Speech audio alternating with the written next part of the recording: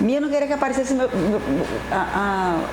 tá aparecendo meu tênis, que o tênis não tá mudando. A prancheta. Tá legal?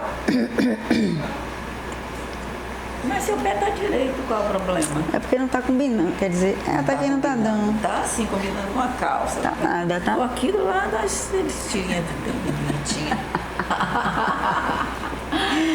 Ai, Gi, que honra mesmo. Tá bom o microfone aqui. A voz tá boa das duas? Tá saindo? Permita-se ver, né? Na sua criatividade, quer dizer, você está começando comigo a aparecer, não é? Minha casa 5 está na sua 1. Porque minha casa 5 é escorpião, na sinastria, encosta na sua casa 1. Então, meu 5, a criatividade, a espontaneidade está focando em você. E você, seu ascendente, na minha casa 5, me trazendo também para falar. Vamos lá então, Gisele. Primeiro, o que fez você chegar até aqui? O chamado, a divulgação do seu trabalho. Quando eu li no Instagram, eu disse, eu quero também. Acho que até marquei lá. Eu quero também participar. E achei que era em grupo. O que em você está pedindo um pouco mais de atenção ultimamente? Menina, eu acho que esse é um momento de vida onde é importante para mim deixar o meu legado, deixar a minha marca, né? Que sempre foi minha característica de estar inteira nas coisas, mas nesse momento é como se eu tivesse mais consciência de aproveitar esses espaços para falar mais sobre o meu trabalho, sobre minha vida, né? Então acho que é um pouco isso, uma marca. Quem é Gisele? Eu sou tantas coisas, mas eu acho que o que me define principalmente é viver intensamente. Viver intensamente todas as coisas que eu tenho oportunidade e mesmo as coisas difíceis, né? Eu não sou uma pessoa de passar por cima de tristezas, de dificuldades, não. Tem que chegar no fundo do poço para poder ter certeza que quando sair acabou, né? Então eu acho que minha característica principal é viver intensamente todas as coisas que eu tenho que viver, que eu escolho viver, né? É isso. Interessante. Nunca imaginei Gisele no fundo do poço. Mas já fiquei vários momentos assim, importantes, marcantes, né? Mas com a certeza de que eu sairia. Nunca fiquei achando, entregue, triste ou até meio deprê, achando que eu ia ficar lá. Mas eu também sabia que eu não podia fingir naquele momento, ou ser outra coisa, ou fazer outra coisa, né? Mas dentro de mim tinha aquela sementinha, né, da vida, da alegria, da intensidade, do viver as outras coisas que você não vive quando você está no fundo do poço, né? Vamos falar um pouquinho da sua infância, então, já que você quer né, falar um pouco da sua história. Qual é a primeira memória da sua infância que ainda te visita hoje? Menina, acho que esse lado de família, de brincadeira, de infância bem vivida, a minha família é muito unida e foi muito unida, né? Meus pais já estão em outro plano, mas assim, a gente tinha naquele tempo férias mesmo, e meu pai tirava férias, meu pai é psiquiatra, né? Era psiquiatra, minha mãe dedicada ao lar. Então a gente tirava férias, ia para vários lugares que hoje a gente não chama mais de interior da Bahia, mas ia veranear. Acho que ninguém nem sabe mais esse termo. Vamos veranear Camaçari, vamos veranear na ilha de Taparica, vamos veranear Mata de São João. E a gente ia, então a família e as brincadeiras e essas vivências, meu pai, minha mãe, depois meu pai voltava para trabalhar e a gente ficava lá e depois ele voltava para buscar todo mundo. Então a minha infância, eu tenho mais duas irmãs, minha infância era assim, da gente junto. né? E com muito movimento, muita coisa, muita comemoração de aniversário, né? Muita intimidade, muita emoção, eu acho, né? Muita presença de meu pai, de minha mãe, de minhas irmãs, das brigas também com irmãs, né? A gente brigava, nós somos meio escadinha, mas a gente também se unia. E minha mãe dizia assim, tem uma coisa que me acompanha sempre, minha mãe dizia assim, ela botava às vezes a gente de castigo, botava junto. Botava as três ou as duas, ou quem estava envolvida, assim, cadeira juntinha da outra. A gente ficava brigada e tinha que ficar junto, né? Uma cadeirinha junto da outra. E aí ela dizia que o anjo da guarda tinha ido embora. Dizia, o anjo da guarda não gosta disso, o anjo da guarda vai embora. Aí a gente ficava lá e a gente ficava preocupada. Então assim, ele já voltou? Ela, ainda não. Aí me lembro que eu falei uma vez assim, anjão. Anjão, ele não voltou. Mas aí chegava uma hora, ela tirava a gente do castigo, abraça sua irmã, e já tinha passado, às vezes a gente dormia sentada, né? Porque minha mãe era presente assim o tempo todo, meu pai também, mas meu pai sempre trabalhou em vários lugares como psiquiatra, tanto em consultório como em hospitais, foi diretor de hospital, foi diretor, supervisor chamava INPS, que agora é o INSS, né? E amava muito o trabalho dele. Então, essa presença dele em casa e, ao mesmo tempo, né, ele ser considerado como... Ele era praticamente o único psiquiatra, ele foi praticamente o único psiquiatra da turma dele de medicina. Né? Então, um destaque, um homem negro naquela época, além de médico, psiquiatra, quer dizer, uma especialidade que praticamente não tinha ninguém, era muito pouca gente. Mas ele decidiu isso desde pequeno, desde de jovem, que ele queria ser psiquiatra. Então, isso era marcante na vida da gente, o amor dele pelo trabalho, o cuidado dele com a gente, com a família. Né? E minha mãe, que cuidava da gente, era muito severa em muita coisa, mas muito moleca, é como a gente diz, né? Um Vênus em Gêmeos, na linguagem astrológica do brincalhão. Então, ela brincava muito também com a gente, né? E com as moças, as empregadas que trabalhavam em casa, né? A gente tinha gente que ajudava minha mãe, e minha mãe de vez em quando pregava umas peças nas meninas, assustava, botava máscara. Olha que é uma coisa de moleca mesmo, né? Aí saía correndo, ela tirava e dava risada. Então, minha mãe foi muito presente, meu pai também. Então, isso é uma marca ainda hoje. Nós somos muito ligadas ainda à imagem de meu pai, à imagem de minha mãe. Né?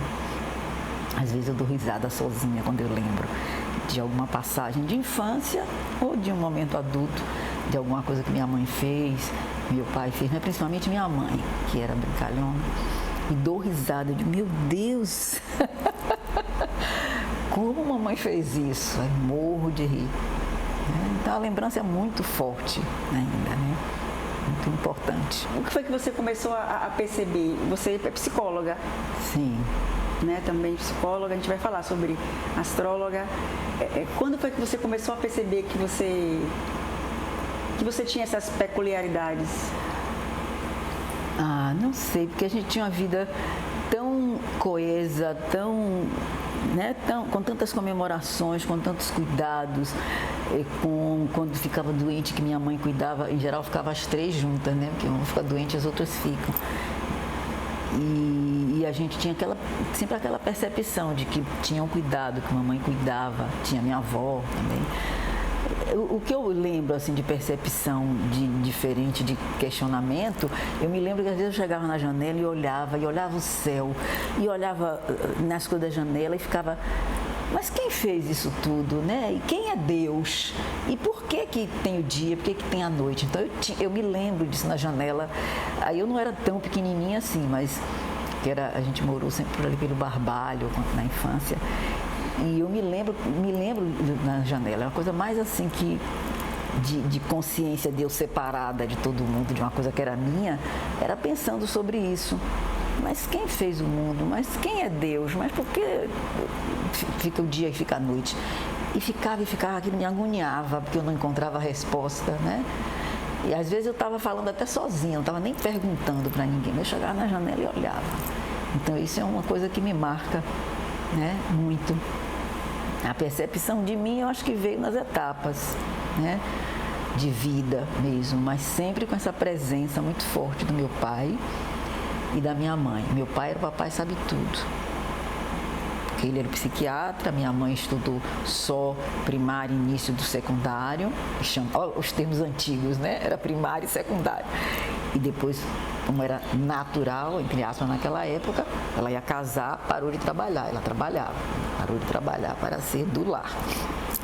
Mas ela ajudava a gente nos estudos, lia muito, gostava de ler. Minha mãe tinha dons incríveis de poesia, fazia poesia, fez músicas, tem músicas lindíssimas que minha mãe fez, música e letra. Então a gente fez música para todo mundo da família. Então a gente cantava essas músicas, canta até hoje, né? Tem músicas muito lindas dela. E a minha lembrança de mim separada é essa. Assim na janela, olhando, meu Deus, quem fez isso tudo? Como é que se chamava seu pai, Gi? Meu pai é George de Assumpção Aláquija. Ele era psiquiatra, ele influenciou o fato de você querer fazer psicologia? Você acha que tem alguma relação? Eu pensava, eu achava que eu ia fazer psiquiatria, ia fazer medicina e psiquiatria. E ele me disse na época de escolher para vestibular, por que você não faz psicologia? É um curso novo, a psicologia estava sendo reconhecida naquele período, né? Então, vários profissionais de pedagogia, de áreas afins, que já estavam na incursão da psicologia, foram consagrados, digamos assim, confirmados, legalizados como psicólogos. E aí foi quando se criou o curso de psicologia. Eu nunca me lembro, eu sou da 2ª ou 3ª turma. Nunca lembro porque foi muito mesclado nessa época por semestre, então misturava às vezes as turmas. Mas aí eu disse, é verdade, aí uma carreira nova, tá aí, não sei o quê. Aí medicina eram 6 anos e psicologia 5, então não era questão do tempo, a gente tinha muito tempo, né? Mas eu aceitei e não me arrependo, né, dessa orientação de meu pai da psicologia. Como foi a orientação dele também, ir para São Paulo fazer mestrado, ou estudar, ou especialização. Né? Que eu também não tinha pensado muito, tinha acabado de formar e também fui. Aí fiz mestrado, fiz um doutorado incompleto, porque não terminei, porque virei astróloga. Né? Mas esse direcionamento dele no início foi fundamental, porque eu acho que a psicologia, no meu trabalho hoje de psicologia como psicóloga e como astróloga, elas se misturam naturalmente, né? Mas eu digo, a psicologia foi a escolha de meu pai e a astrologia foi a minha escolha. Quando você percebeu pela primeira vez que algo te encantava de verdade? Menina. Se for na vida profissional, foi astrologia. Foi astrologia. Não quando eu comecei a estudar, porque eu comecei a estudar como uma brincadeira, como uma curiosidade, né? Uma funcionária minha da creche da PUC em São Paulo, eu fui diretora da creche da PUC um tempo, e ela dava curso de astrologia, eu fui fazer. Mas quando eu comecei a mexer com astrologia, que eu disse, nossa, eu fiquei encantada, porque eu comecei a mexer com astrologia para mim mesma, né, num momento de crise pessoal e profissional, porque eu não queria terminar o doutorado, estava numa crise afetiva, né, achava que eu ia casar. Pela primeira e única vez tinha até proclamas no Diário Oficial e eu disse, e parecia que eu ia para um calvário. Eu disse, não vou casar, eu não quero casar com essa pessoa, eu não vou casar, né? Eu digo, eu devo estar louca. E também não queria mais estar onde eu estava de trabalho. E me pergunte por que eu fui pegar o meu mapa e todos os apontamentos que eu tinha de astrologia, do tempo que eu comecei a estudar, que foi em 83, e peguei tudo, isso aí já foi 1987, eu peguei tudo e olhei e vi tudo ali. Sabe, você vê o que está acontecendo com você, olhando o seu mapa, né? Naquele momento eu olhei e digo, e aí fiquei lá, e eu fiquei encantada, que é o termo que você perguntou, eu fiquei encantada. E mais encantada porque eu morava sozinha, estava saindo desses lugares todos, pedindo licença, então eu ficava lá com os livros todos pela casa, em cima da mesa, não sei o quê, uma coisa bem uraniana, né, na linguagem astrológica, bem doida e bem excitante, encantada, e ninguém me atrapalhava ali. Eu, na minha liberdade, olhando e entendendo o que estava acontecendo comigo. E encantada com aquele instrumento, com aquele conhecimento. Aí querendo estudar mais, e fui mexendo, pegando, não sei o quê. Então, na vida profissional, esse foi um divisor de águas. Eu me encantei. Estou encantada até hoje, né, com a astrologia.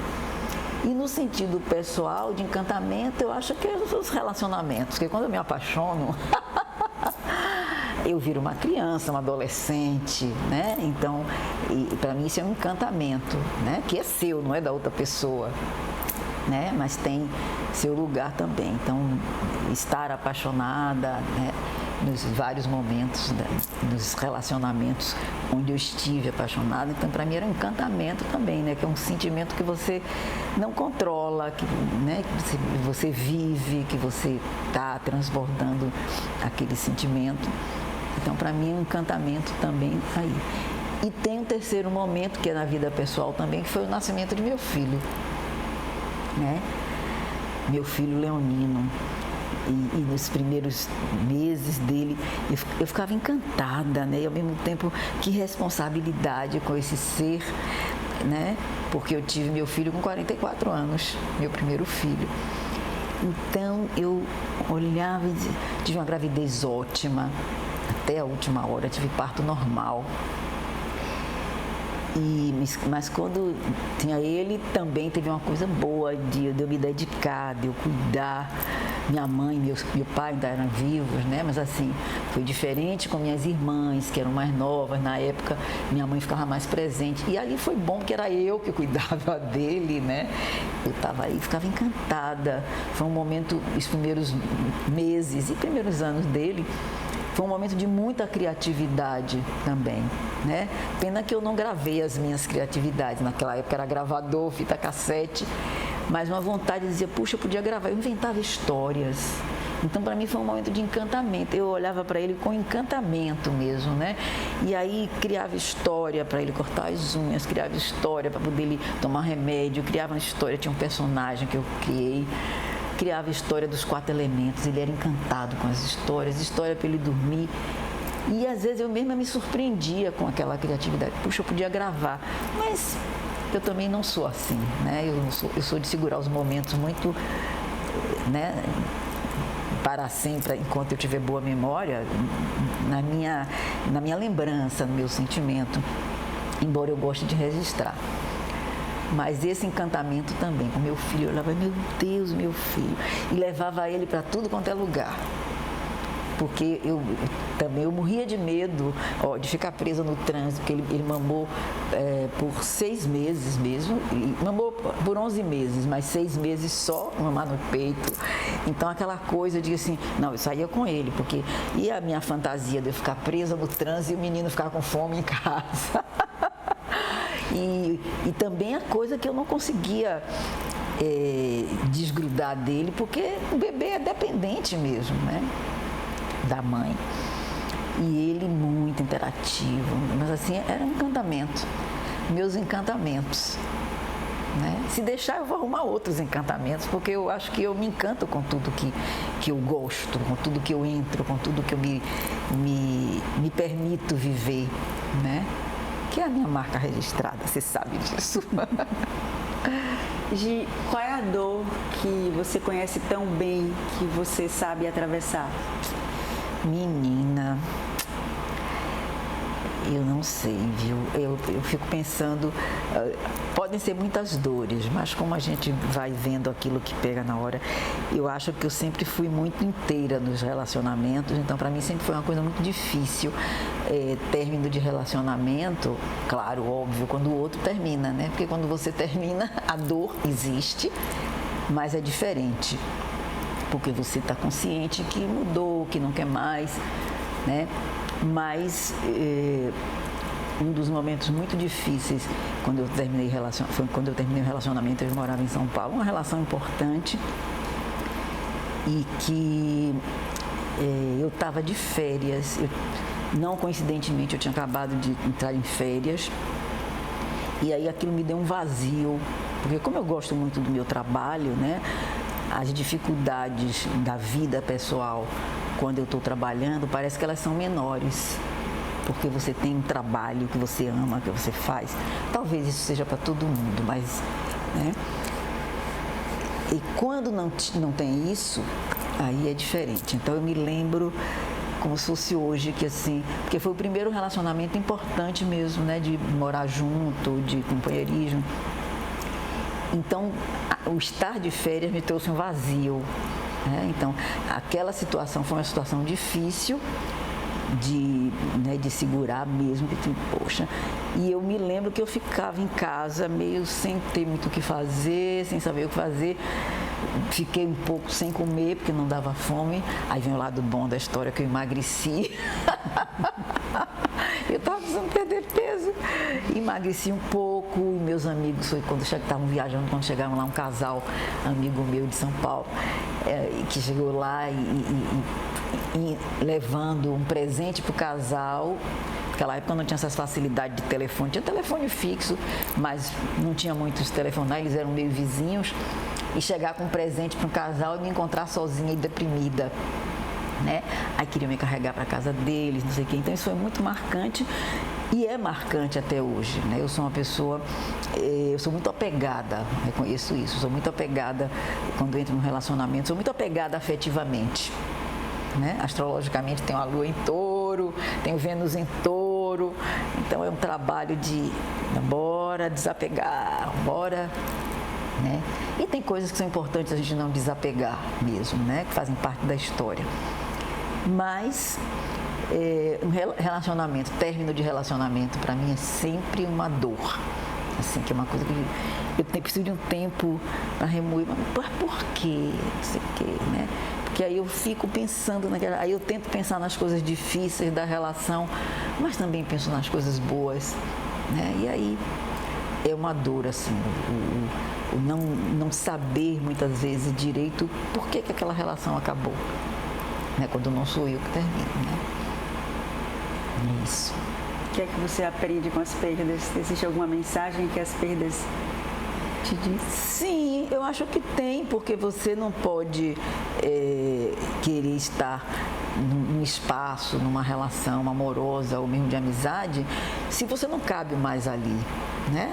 Embora isso é uma coisa teórica, porque a gente está falando de sentimento, né?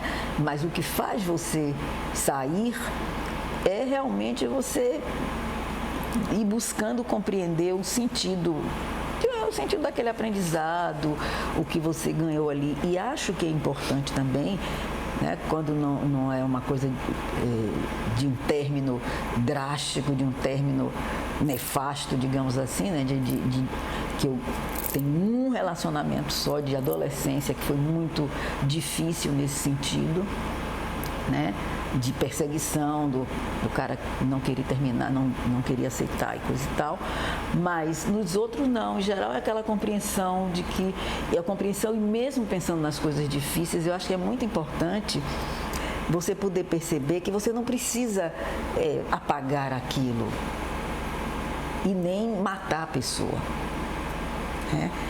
Então, poder pensar que, né, e pensar com carinho, puxa, aquilo, mas pensar com carinho, mas se desapegando, né? Não é uma coisa fácil, mas nunca fui de substituir uma relação por outra, ao contrário, né?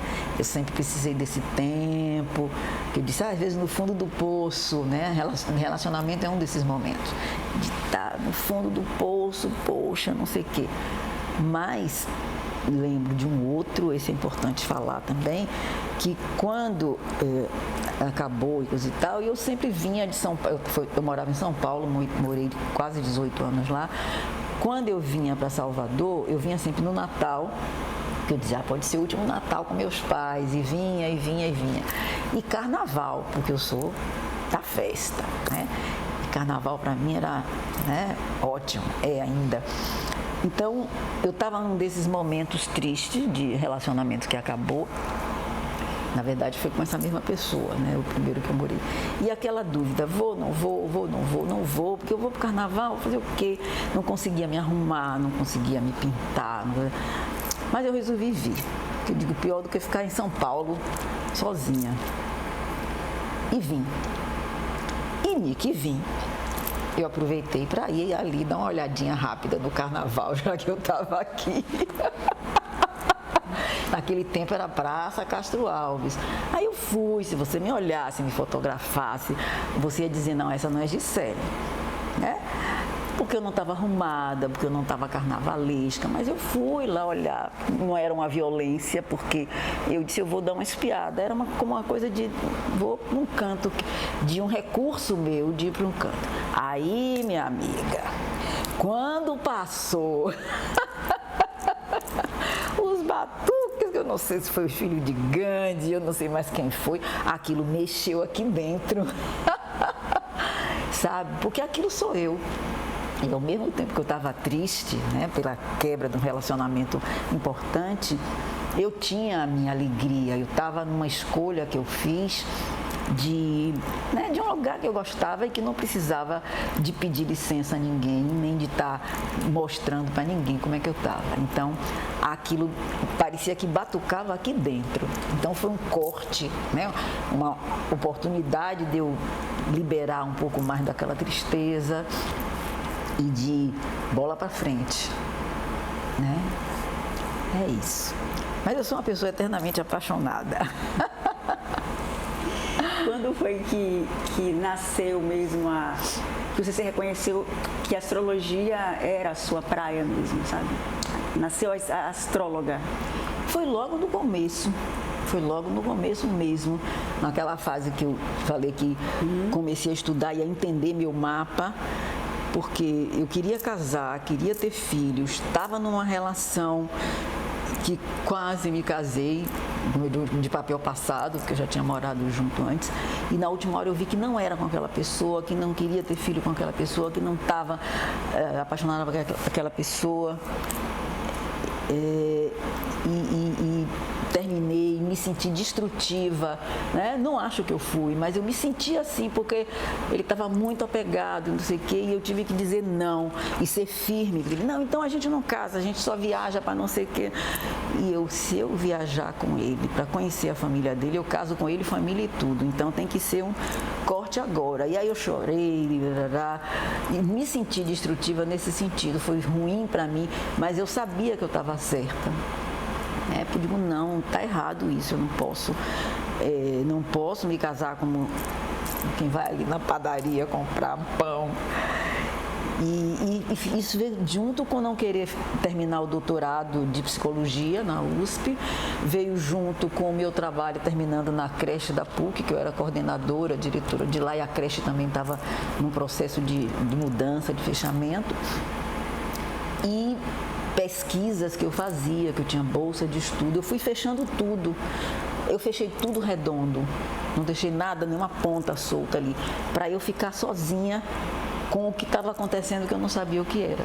E foi a astrologia que me trouxe isso, que eu peguei os apontamentos, olhei, naquele momento eu comecei, assim que eu saí dessa crise, que foi muito rápido, de entender que aquilo era um instrumento, eu comecei a estudar.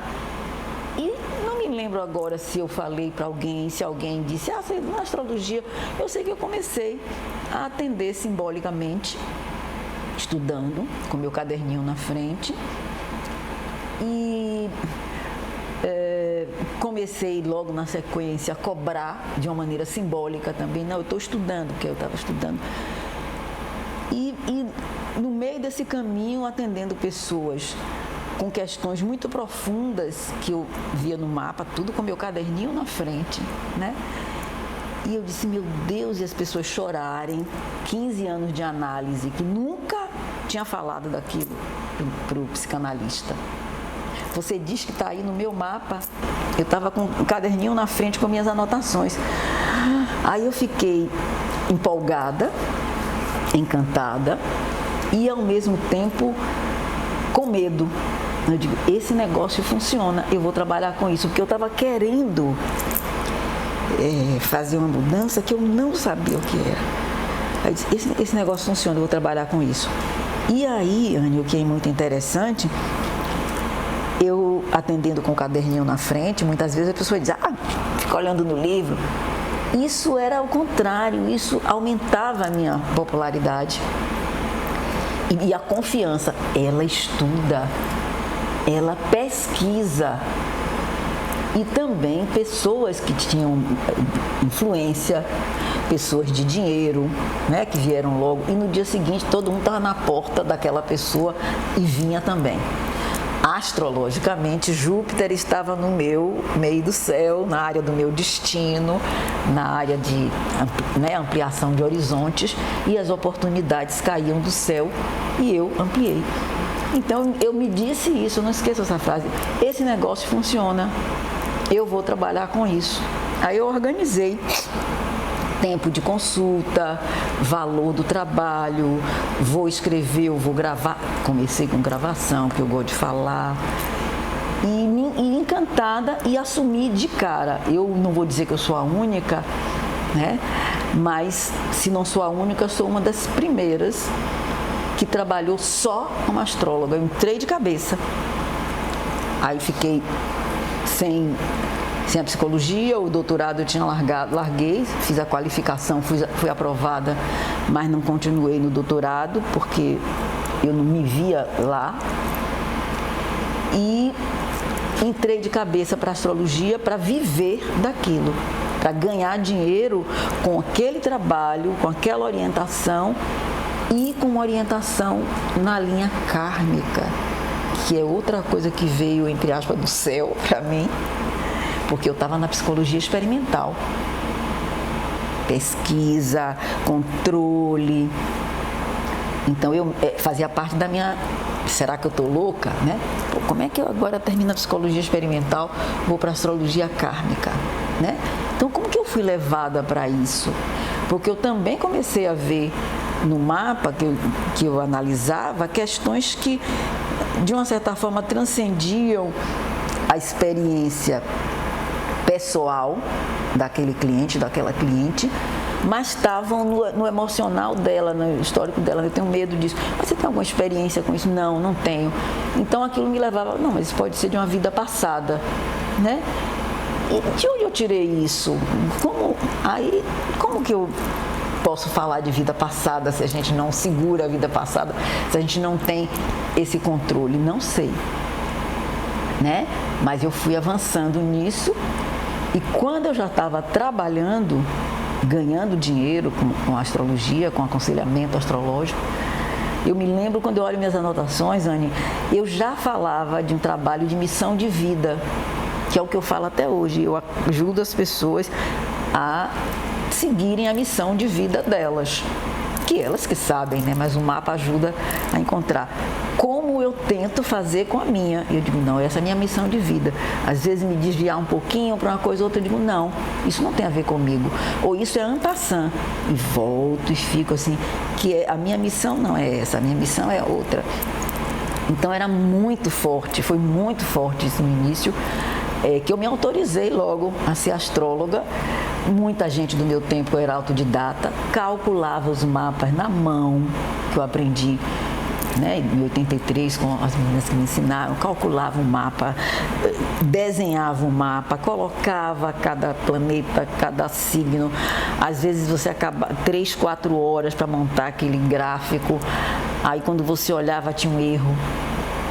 Às vezes um erro no cálculo, que era menos, né? Mas na hora de colocar, mas me divertia, coloria o mapa, traçava os aspectos, a cabeça já ia funcionando, olha isso aqui, preciso prestar atenção nisso. E me entrou na minha história essa questão de vidas passadas. Aí eu fui lendo também sobre isso. O primeiro autor que eu li foi Stephen Hoyle,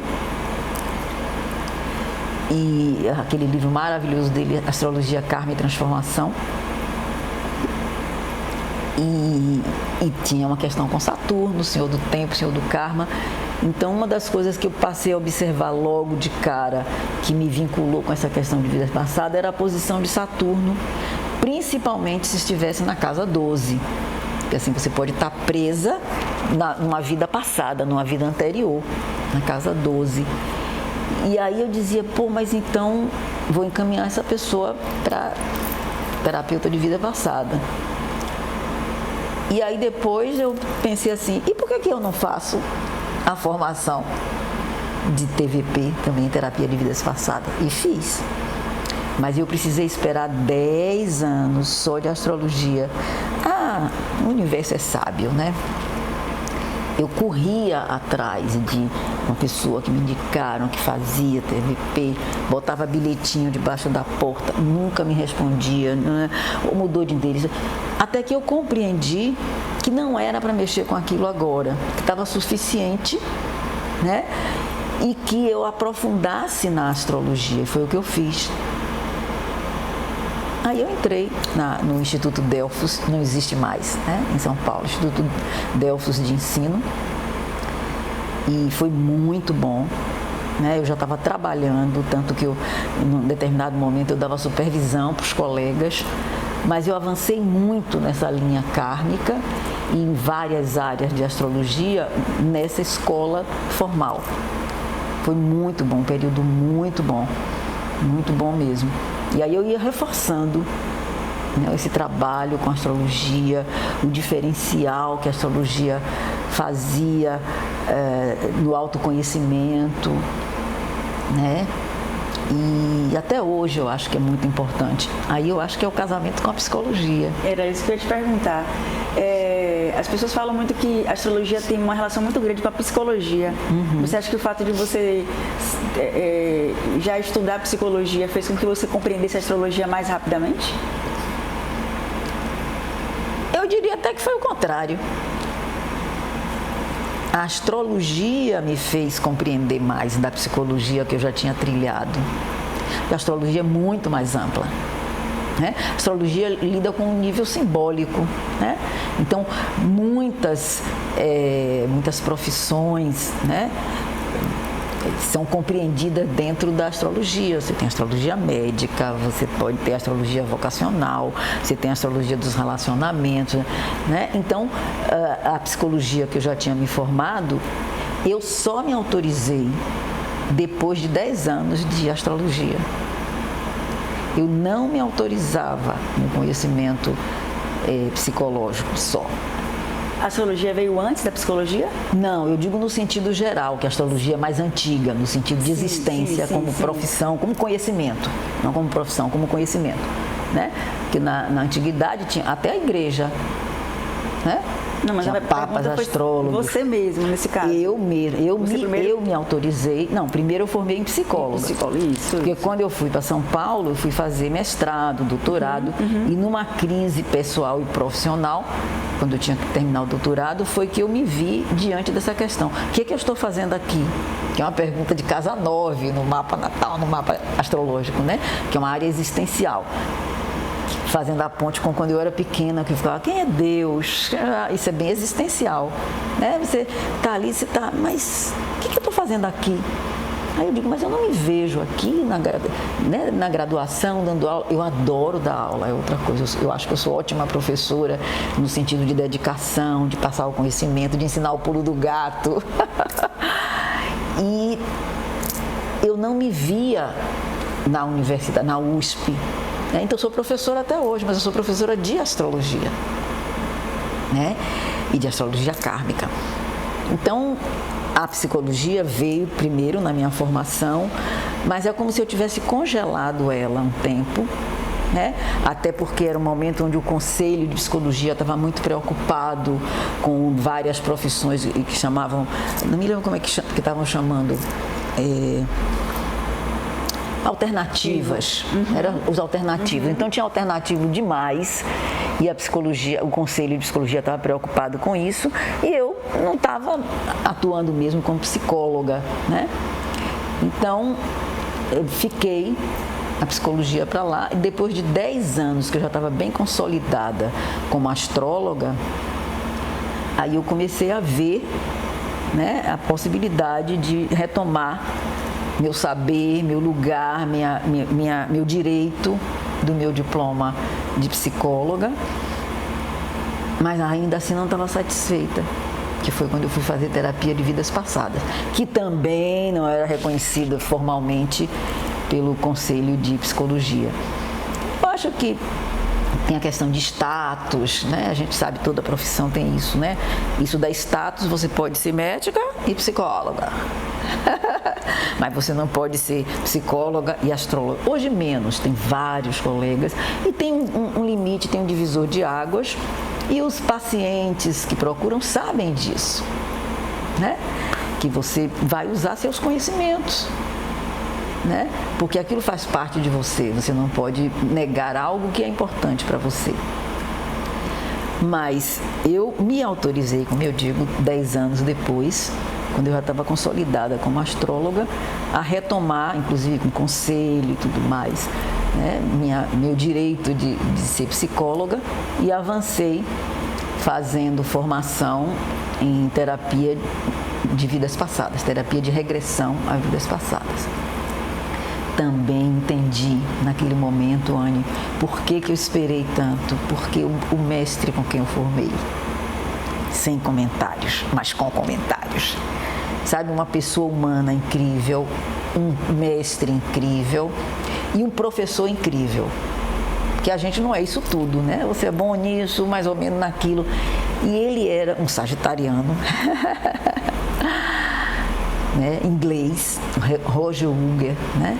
Já está falecido, infelizmente, mas uma pessoa inteira, dedicada ao trabalho e muito aberto também para várias coisas, tanto que eu levei a astrologia para lá, na nossa formação, nos intervalos e depois em alguns trabalhos que eu pude me expressar lá também como astróloga, então as pessoas também esperavam um pouco disso, ele abriu também que a gente pudesse falar sobre isso. Então foi uma formação intensa, teórica, que na época chamava terapia regressiva integral. O nome que ele deu, que era integral, porque integrava todos os corpos, né? E porque integrava várias técnicas, psicodrama, Reich, Jung, né?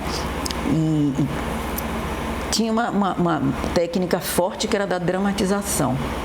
E com o tempo, no final da formação, ele mudou o nome para Deep Memory Process, o processo de memória profunda, porque ele viu que era mais amplo do que chamar somente de terapia de regressão integral. Aí ficava uma coisa muito mais ampla por conta de fenômenos mesmos que acontecem durante o processo de regressão, e que aí ficava, terapia regressiva acaba ficando muito engessado, né? E acho que ele ampliou também para quebrar um pouco o preconceito com o nome, terapia de vidas passadas, recursos que as pessoas vão usando para, né, ampliar seu trabalho, para aceitação, né? Ele era muito sábio nisso também. Então, isso incluiu muitas possibilidades na vivência de regressão a vidas passadas, né? E eu sou muito grata realmente a poder ter feito isso tudo.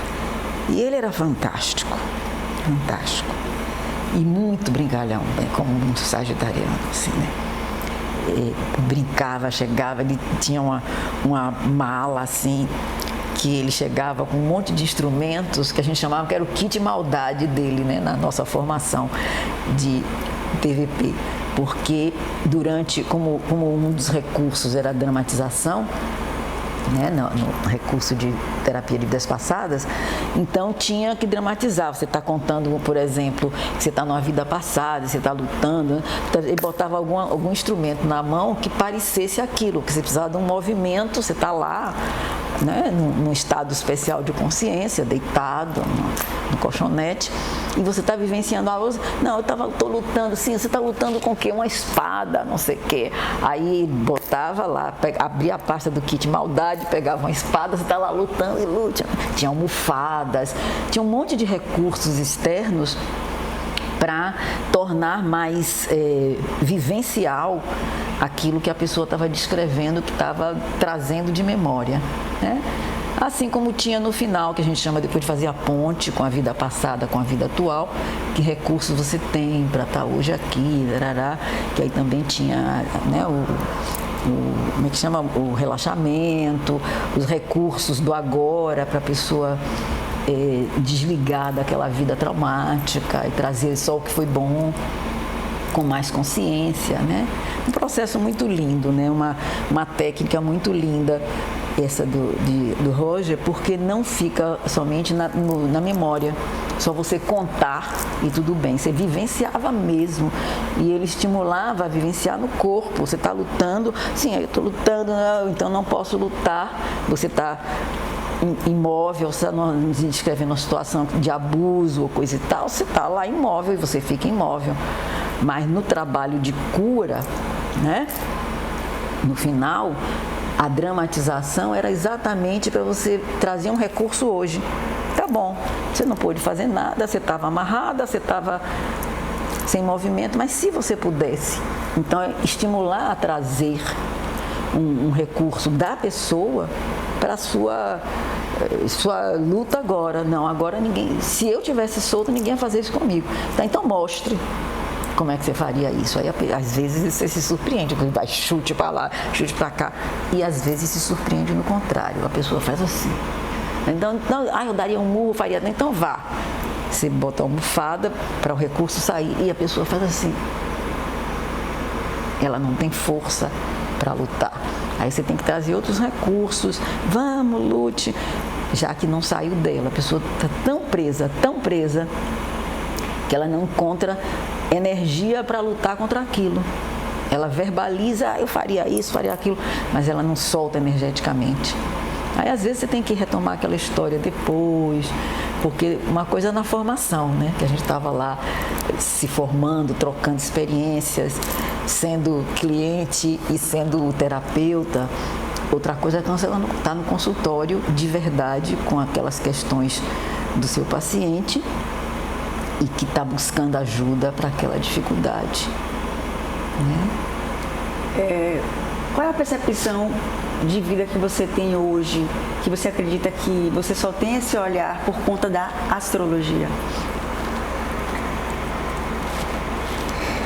Eu acho, Anne, que assim, quando a gente começa a mexer com a astrologia não sai mais da gente. Você não precisa ser astrólogo. Eu tenho esse relato de todo mundo que fez curso de astrologia comigo, e acho que colegas têm esse relato também.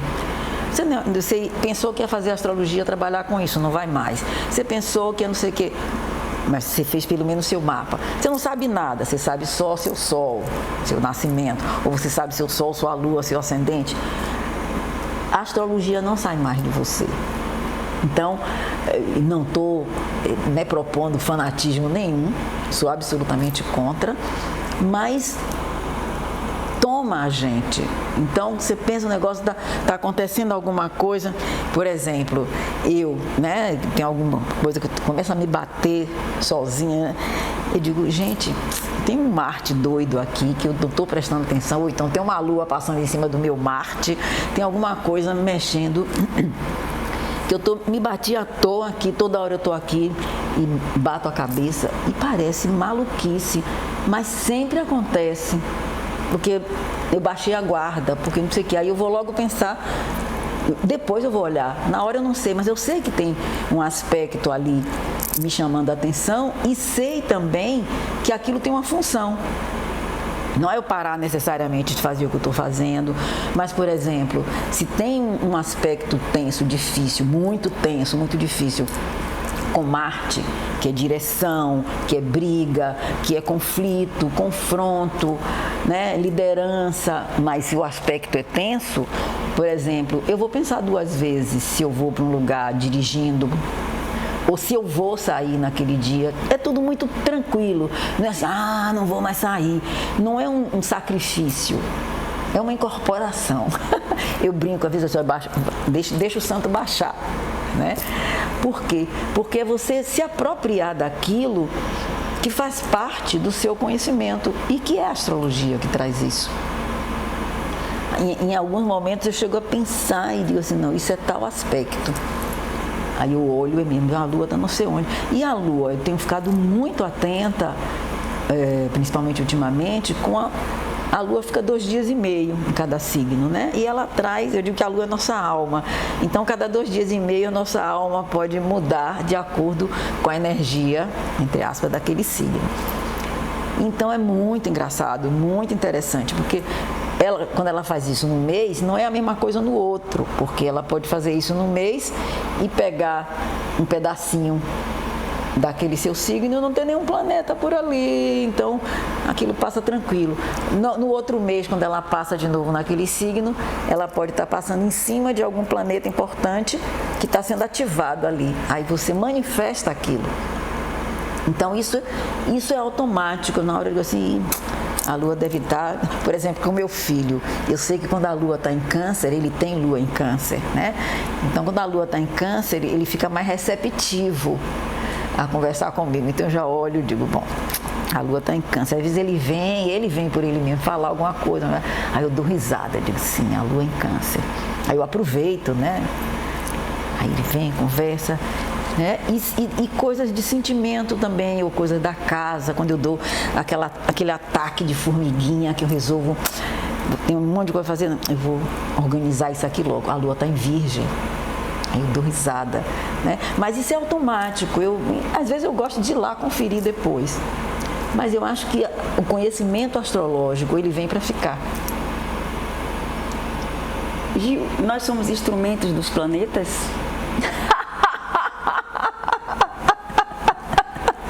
Olha, eu nunca tinha pensado se nós somos instrumentos dos planetas. Eu acho que falar isso é pensar que a gente está meio como marionete, né? Não sei se a gente seria instrumento dos planetas, mas eu acho assim que a gente tem que pensar que nós estamos nesse universo e os astros fazem parte desse universo e dessa natureza. Né? Então você faz parte daquele movimento, não é que você é instrumento daquilo, mas é como se você tivesse que estar atenta à sua participação nisso, né? Ou à sua permissão nisso, naquilo, né? Você olha como olhar a natureza mesmo, né? Então é como se você estivesse fazendo parte daquilo. Não acho que a gente é instrumento, não, mas acho que a gente faz parte, né? E é você se apropriar daquilo, né? Se apropriar naquele momento, né? Se apropriar dando passagem, né? Porque tudo está em movimento, né? Então, o movimento traz resultados, né? Você toma decisão, você se fecha, você se abre, né? Agora, o momento do nascimento que é marcado no mapa natal, aquele é seu livro de vida. Você não vai mudar a sua essência, mas você pode aprender a lidar melhor com ela, né? Um aspecto agressivo no mapa, né? Que aí tem envolvendo Marte, pode ser um Marte com Plutão, um Marte com Saturno, né? E são planetas fortes que mexem com o movimento de Marte. Eles podem ser muito fundamentais também para direcionamento profissional. Mas aí precisa ter uma força de direcionamento para essa realização, né? Porque os aspectos tensos de Plutão ou Saturno com Marte, eles trazem uma uma vivência para a pessoa, muitas vezes de coisas difíceis no sentido dela dar conta daquela vontade, daquele desejo, daquela agressividade, né? Que pode sair de maneira desfocada e destrutiva, e ela ter consciência de que ela pode direcionar aquilo para ampliar ou para marcar o seu trabalho, a sua força de realização no trabalho. Não acho que é uma coisa fácil. Não acho que é uma coisa fácil. Acho que as pessoas que têm esses posicionamentos, elas sofrem. Né? Mas essa é uma saída, né? Canalize isso para o positivo. E de um modo geral, e de preferência, que seja um negócio próprio do trabalho. Mas isso não depende da casa que estejam esses... Sim, mas eu estou dizendo, o aspecto em si, ele puxa você para sair positivamente sozinho. Então, de preferência, claro que de preferência isso vai estar limitado ao que eu chamo a missão de vida da pessoa. Não é necessariamente não ser empregado de alguém, mas, se possível, montar seu negócio sozinho, porque esses aspectos são muito fortes e a pessoa não quer que ninguém mande, não quer e não aceita. Pode até dizer para você, tá certo, tudo bem. Quando você virar as costas, vai fazer do jeito que ela quer. Entendeu? No extremo, traz um caráter compulsivo, principalmente se envolver Plutão. Né? Não, tá certo, não sei o quê. Você vira as costas, a pessoa vai fazer exatamente do jeito que ela quer. E, de preferência, vai esconder de você. Entendeu? Então, o direcionamento é importante da nossa energia e a gente sintonizar aí. O que você sente que o mundo recebeu de você ao longo desses anos e ainda recebe? Minha inteireza no meu conhecimento, né? E na minha participação. Eu sou uma pessoa presente em tudo que eu faço. Se eu não puder, eu lhe digo não. Tá? Não é uma coisa fácil para mim, porque não é porque eu quero agradar necessariamente. Claro que eu quero agradar as pessoas que eu gosto, mas é porque eu quero estar em tudo. Minha mãe dizia, você quer abarcar o mundo com as pernas. Eu fico nervosa se tiver um monte de coisa boa acontecendo e que eu não posso ir em tudo ao mesmo tempo. Então, se você me chama para alguma coisa, seja para te ajudar, ou seja para estar numa farra, numa coisa que eu gosto, eu quero ir. Se outra pessoa chamar, vai concorrer com aquilo. Aí meus amigos dizem assim, olha, se você não souber quem chamar, chame Gisele que ela sempre vai. E é verdade. É verdade porque assim, a minha energia é de realização, é de fazer coisas, é de me movimentar, né? Então, isso é presente na vida pessoal, como isso é presente no meu trabalho, né? Eu estou sempre contribuindo, então se eu descubro alguma coisa, eu quero logo passar, né? Tem alguém que eu falo logo, o aluno, o cliente, já coloco aquilo em dia. É assim, como se eu não acumulasse nada, não guardasse nada, no sentido assim, ficou faltando passar isso.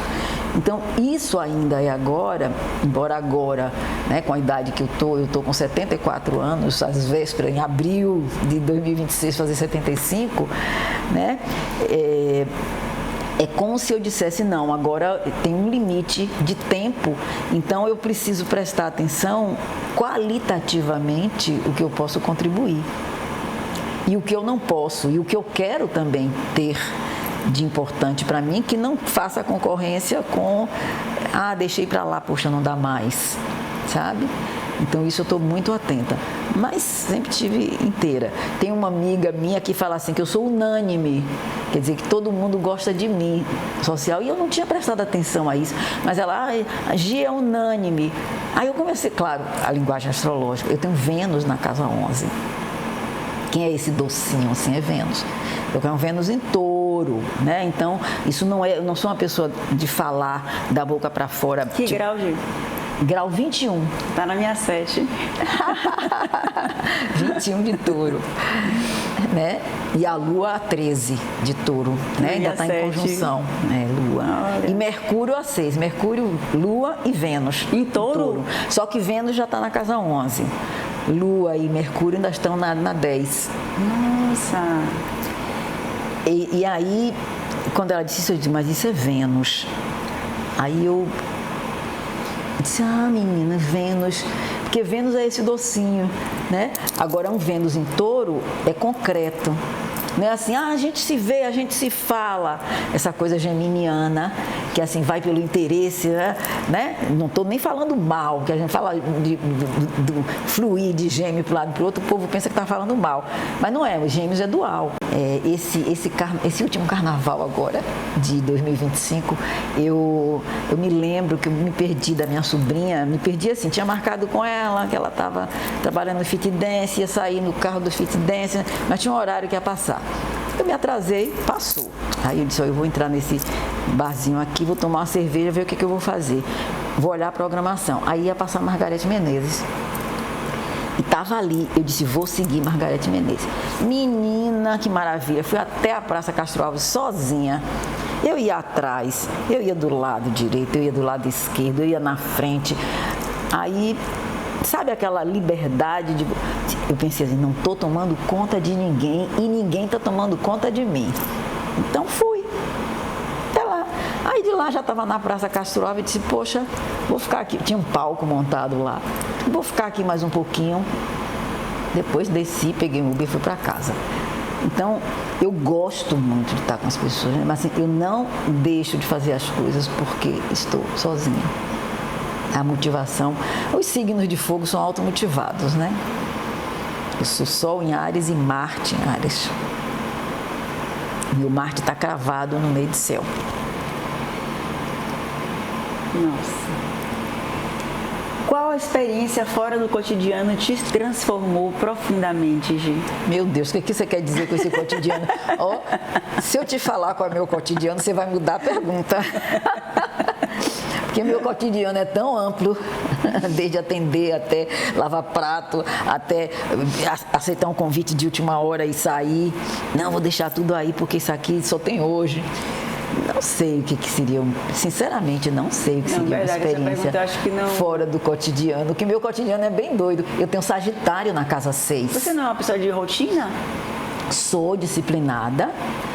Sou de rotina, mas minha rotina, veja, eu tenho Sagitário na casa 6, regente Júpiter na casa 9, em Peixes, em oposição com Saturno, que está na 3. Então, eu sou uma pessoa disciplinada, sou, né? Mas eu não sou uma pessoa engessada. Então, e cada dia que passa, eu sou mais flexível. Aproveito mais ainda essa coisa da rotina. A rotina é agenda. Eu e minha agenda nos entendemos, né? Mas às vezes muda durante o dia alguma coisa, né? Então, por exemplo, eu gosto muito de trabalhar uma consulta atrás da outra. Aí no dia que não tem ninguém, eu também não marco ninguém. Se for importante, se der para não marcar. Por quê? Porque aí aquele dia eu posso fazer o que quiser, dentro de casa, fora de casa, né? Marcar alguém de última hora. Mas eu tenho, sim, eu sou muito disciplinada, agenda bem organizadinha. Mas dentro dessa disciplina tem uma liberdade, tem uma flexibilidade. E tem um espaço também entre uma consulta e outra. Eu não sou uma pessoa que atende uma pessoa, atende outra, atende outra. Não. Eu dou uns 15 minutos ou meia hora entre uma consulta e outra, porque pode ser necessário demorar um pouco mais com aquela pessoa, pode ser necessário, ou pode ser importante começar um pouquinho antes a outra consulta, enfim, né? Eu tenho uma flexibilidade, porque eu não gosto de acabar a consulta porque o tempo acabou, se tem uma coisa importante que eu sinto que preciso dizer, né? Em outros momentos tem aquela consulta que é pontual, que acabou, não acabou o tempo, acabou. Né? Então, é difícil para mim. Eu tenho um Sagitário, como eu disse, na casa 6. É muito engraçado isso. E quando eu percebi isso pelo meu mapa, né? E é uma das coisas que eu dou risada, porque assim, eu sou disciplinada, coisa e tal. Mas tem horas que assim, você tem 200 milhões de coisas para fazer. E aí você pega a filosofia sagitariana, né? Tem umas piadinhas assim, pô, o dia tá lindo, o sol tá lindo, e você me vem com esse negócio estúpido para fazer. Aí você vai, você diz, eu que vou não sei o quê, né? Tipo, pegar o carro e dar uma volta assim, pela praia, pelo mar, sei lá, né? Não está muito programado, que Sagitário é assim, né? Tem uma meta, e aquela meta muitas vezes é traçada na hora. Não, o rumo hoje é esse, né? Então é difícil pensar uma rotina assim. O que você acredita que guiou seus passos, mesmo nos momentos em que você não tinha clareza? Eu acho que é uma certeza interna, e isso fica mais forte pela idade, pela maturidade e também reforçado pelo conhecimento, pelo autoconhecimento com a astrologia, é a certeza de que aquilo é passageiro, né? De que aquela perda de rumo, ou aquela não saber o que fazer, faz parte, né? E aí eu, às vezes, me pergunto, e agora? Faço, não faço? Aquelas indecisões. Mas eu sempre confio que alguma coisa vai acontecer. Eu digo, eu não sei ainda, eu não domino isso, eu não sei por que eu estou agindo assim. Tem momentos que eu me desconheço. Eu digo, poxa, mas eu achei que eu resolvia logo. Como que eu estou amarrada nisso? Como que está difícil? Aí a força interna, eu acho, Anny, é não querer explicar muito por que está assim. Aceitar que está assim. Dizer, eu não sei por que está assim. Como que está assim e eu não consigo? E aí tentar vivenciar aquilo ou deixar aquilo de lado até eu ter uma resposta. Não é uma coisa fácil, porque eu sou muito de pensar e agir. Ou agir pensando, tudo junto, né? Mas não é bem assim nessas situações, né? Todo mundo me vê como muito decidida, como resolvendo. E tem momentos que não é, que eu estou confusa, que eu estou com medo, né? Que eu estou indecisa. E aí eu digo, e aí? E agora?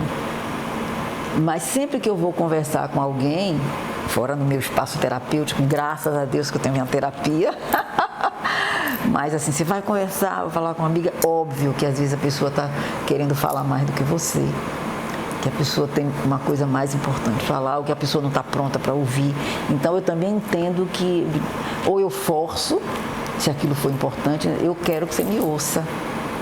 Ou eu já trabalho aquilo e já me esqueço daquilo porque já estou ajudando a pessoa, né, que eu achei que podia me ajudar. E isso faz parte, né? Faz parte do eu me entender, do eu me achar, do eu me perder. Tudo junto e misturado, né? Se sua criança te visse agora, o que é que você acha que ela te diria? Minha criança? Eu estou sempre chamando por ela, né? Eu acho que ela diria, viva a vida, né? Continue. Essa sua pergunta é interessante, eu comentei esses dias com alguém, umas amigas em São Paulo, né? Mais ou menos da mesma faixa etária minha, para prestar atenção como que essa nossa criança, né, o nosso lado interno, sai no trato com as pessoas, no dia a dia, pessoas que não conhecem a gente, né? Tipo, você pedir uma informação, você ir comprar uma coisa. É muito interessante, porque eu acho que a gente é tratada na hora com aquele espírito que a sua alma está. Então, às vezes eu vou comprar um negócio, né? Aí o cara fala assim, diga aí, menina. Aí eu dou risada, porque eu sei que ele não é uma coisa de etarismo, nem, né, para não me chamar de senhora. Eu digo, aí eu dou risada, eu digo, porque ele captou que eu tô assim, sabe? Quando você tá meio moleca, meio brincalhona, ou você sai assim, né? Aí o outro chama você de menina. Você sabe que, então minha alma tá legal. Aí tem outro dia que você tá chateada assim, diga, a senhora quer o quê mesmo? E às vezes fala até de uma forma séria, né? Então a sua criança não está muito ali. Mas isso é interessante, é você prestar atenção a esse movimento. A sua criança está sempre ali, né? E a minha criança é intensa. O que em você continua igual, mesmo depois de tanta vivência? Eu acho que eu continuo sendo eu me reconheço em tudo, no que eu gosto, eu sou uma pessoa conservadora, eu tenho consciência disso, não sou fechada a novas possibilidades, novas demandas, mas eu sou uma pessoa conservadora, assim, sou conservadora consciente, tem coisas que eu gosto de conservar, né? Então eu acho que eu me sinto né, uma pessoa mais velha, porém com os mesmos sentimentos e os mesmos propósitos que eu tinha antes, né? Atenta ao que eu posso continuar fazendo e quero fazer, independente do julgamento de qualquer pessoa, e que coisas que eu vou precisar ir mais devagar, ou perdendo. Por exemplo, graças a Deus, eu tenho bastante movimento e bastante agilidade, né, física. Participo de 3 grupos diferentes de dança, né, para me divertir, cada um com uma função. Então, ainda tenho esse movimento de me abaixar, de ir até o chão, de levantar, mas eu sempre fui e sou muito cuidadosa com o meu corpo, né? No sentido de não fazer um movimento em falso que possa deslocar aqui, deslocar ali, sabe? Mas isso eu fui aprendendo ao longo do tempo nas aulas que eu fiz de trabalho de corpo, não sei o quê. Então, não se abaixar de qualquer jeito, não pegar... Então, isso ficou meio que incorporado, né? A única mudança que eu sinto mesmo é essa mudança da idade, de estar atenta, porque às vezes eu tenho que me lembrar a idade que eu tenho, que não, calma, você vai nessa muvuca, você vai, né? Aí às vezes eu dou risada sozinha, meu Deus do céu, né? Onde eu tô, sabe? Mas fazer as coisas que eu quero, que eu gosto, né? Com um cuidado maior do que eu tinha anos atrás, que é esse cuidado físico mesmo, até onde eu posso ir, até onde eu não vou, para não criar um problema que eu não tenho, né? Acho que é isso aí. Como é que você gostaria de ser lembrada? Eu acho que ser lembrada com essa alegria que eu tenho, né? Com essa disponibilidade que eu tenho de ajudar as pessoas, de cuidar com o meu trabalho, né?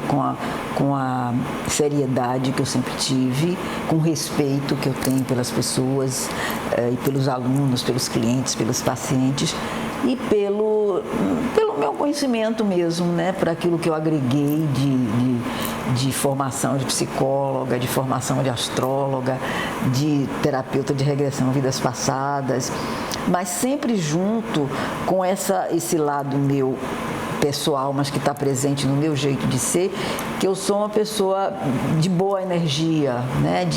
Não sou por exemplo, de não falar as coisas difíceis no mapa da pessoa, no momento terapêutico, não. Mas eu sou de mostrar o lado positivo das coisas. Eu sou uma pessoa otimista. Então eu quero ser lembrada como essa pessoa que mostra e que sempre abriu, né, espaço para que a pessoa veja o lado bom daquilo que ela está vivendo, as escolhas que ela está fazendo, que eu digo que é a minha missão de vida, né? Que é cuidar, proteger do meu ascendente câncer, mas assim, tem que ter uma verdade naquilo, né? Tem que ter uma verdade para a pessoa, né? Eu fiz uma palestra agora em São Paulo e me lembro que uma das frases que eu falei, o tema era astrologia kármica lidando com créditos e débitos do mapa natal. E uma das frases que eu usei, que eu lembro bem, foi assim: você não pode ser aquilo que você não é, mas seja o melhor, o cultive e exiba o melhor do que você pode ser, sempre. E a gente sempre pode dar um passo a mais, que só você sabe, né? Então, acho que a minha missão é um pouco essa, né? De ajudar as pessoas a olharem, a verem, a caminharem no caminho delas. E sempre estar atenta se eu estou no meu caminho, né? Então, é assim que eu quero ser lembrada. O que o mundo o que faltaria no mundo se você não falasse, se você não existisse? Ave Maria, eu sou muito importante.